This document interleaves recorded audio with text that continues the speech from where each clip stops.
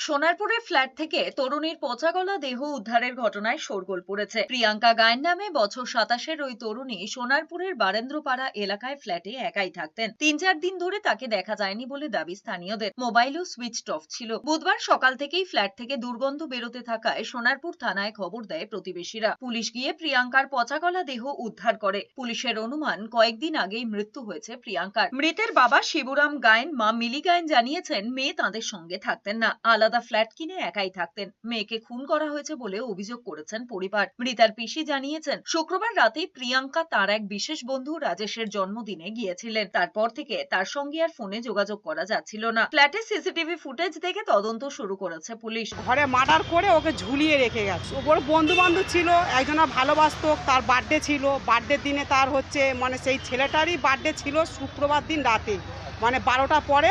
হ্যাঁ, বার্থডে দিন ওর বাড়িতে এসেছিল। তা 12টার পরে বলেছিল বার্থডে ওর আছে। সেই ছেলেটার নাম হচ্ছে রাজেশ। শুক্রবার দিন আমার বাড়ি থেকে আসলো, শনিবার থেকে ওর ফোনে দেখতে পাচ্ছি যে সুইচ অফ করা।